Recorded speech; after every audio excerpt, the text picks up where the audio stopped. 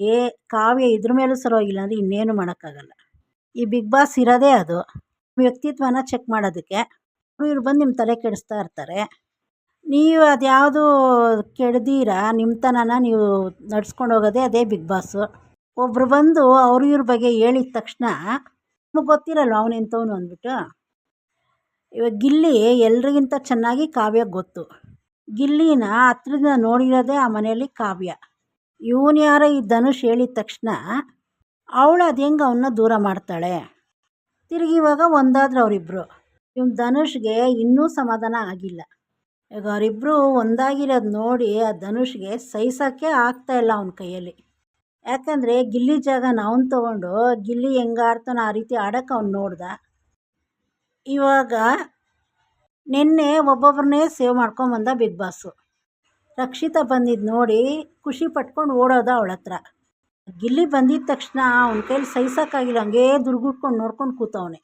ರಕ್ಷಿತಾ ಎಷ್ಟು ಖುಷಿ ಪಟ್ಲವಳು. ಇವನು ಗಿಲ್ಲಿ ಬಗ್ಗೆ ಅಷ್ಟೆಲ್ಲ ಮನಸ್ಸಲ್ಲಿ ವಿಷ ಇಟ್ಕೊಂಡವನು ಮೇಲೆ ಎಷ್ಟು ನೈಸಾಗಿ ಒಳ್ಳೆಯವನ ಥರ ನಾಟಕ ಆಡ್ತಾನೆ. ಕಾವ್ಯನೂ ಸೇವಾಗಿ ಬಂದಳು. ಕಾವ್ಯ ಹತ್ರ ಹೋಗ್ಬಿಟ್ಟು ಗಿಲ್ಲಿ ನೀನು ಹೋಗ್ಬಿಡ್ತೀಯಾ ಅಂದ್ಬಿಟ್ಟು ಅವಳ ಹತ್ರ ಹೋಗಿ ಚಾಡಿ ಹೇಳ್ತಾವನೆ. ಈ ಬಿಗ್ ಬಾಸಲ್ಲಿ ನಿಮ್ಮ ಆಟ ನೀವುಗಳು ಆಡಬೇಕು. ಅದು ಬಿಟ್ಬಿಟ್ಟು ಯಾರೋ ಬೇರೆಯವರು ಇನ್ನೊಬ್ರು ಚೆನ್ನಾಗವ್ರೆ ಅಂದರೆ ನೀವ್ಯಾಕೆ ಹೊಟ್ಟೆಗೆ ಕಿಚ್ಚುಪಟ್ಕೊಂಡಿರ್ತೀರ?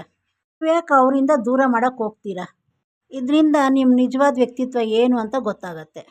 ಇವಾಗ ಒಬ್ಬರು ಬಂದು ನಮ್ಮ ಹತ್ರ ಚಾಡಿ ಹೇಳ್ತಾರೆ ಅಂದರೆ ಅವ್ರ ಮನಸ್ಸಲ್ಲಿ ಎಷ್ಟು ವಿಷಯ ಇರುತ್ತೆ ಅಂದ್ಬಿಟ್ಟು ಗೊತ್ತಾಗ್ಬಿಡತ್ತೆ. ಕಾವ್ಯ ಗೊತ್ತಾಗಿಲ್ವ ಹಂಗಾದ್ರೆ? ಮನೆಯಲ್ಲಿ ಅಶ್ವಿನಿನ ಬೇಕಾದ್ರೆ ನಂಬೋದು. ಅಶ್ವಿನಿ ಡೈರೆಕ್ಟಾಗಿ ಮಾತಾಡ್ಬಿಡ್ತಾಳೆ, ಅವಳು ನಿಜವಾದ ರೂಪನ ಅವಳು ತೋರಿಸ್ಬಿಡ್ತಾಳೆ. ಹಿಂದೇನೂ ಮಾತಾಡ್ತಾಳೆ ಹೋಗಿ. ಅಂದರೆ ಅವಳು ಏನು ಅಂದ್ಬಿಟ್ಟು ಜನಗಳಿಗೆ ಗೊತ್ತಾಗತ್ತೆ. ಆದರೆ ಒಂದು ಧನುಷ್ ಹಂಗಲ್ಲ. ಜನಗಳ ಹತ್ರ ಒಳ್ಳೆಯವನ ಥರ ತೋರಿಸ್ಕೊಂಡು ಇವನ ಗುಣನೆಲ್ಲ ಹಿಂದೆಯಿಂದ ನೋಡಿಸ್ತಾ ಇರ್ತಾನೆ. ಈ ಅಶ್ವಿನಿನಾದರೂ ಹೆಂಗಾದರೂ ನಂಬಿಬಿಡ್ರಿ, ಧನುಷನ್ ಮಾತ್ರ ನಂಬಲೇಬೇಡಿ. ನಾನು ಧ್ರುವಂತ್ ಬಗ್ಗೆ ನಿಮಗೆ ಮೊದಲೇ ಹೇಳಿದ್ದೆ, ಅದು ನಿಜ ಆಯಿತು. ಇದೇ ರೀತಿ ನಿಮಗೆ ಒಳ್ಳೊಳ್ಳೆ ಅಪ್ಡೇಟ್ ಕೊಡ್ತಾ ಇರ್ತೀನಿ. ಚಾನಲ್ ಸಬ್ಸ್ಕ್ರೈಬ್ ಮಾಡ್ಕೊಳ್ಳಿ. ಇದ್ರ ಬಗ್ಗೆ ನಿಮ್ಗೇನು ಅನ್ನಿಸ್ತೋ ಕಮೆಂಟ್ ಮಾಡಿ.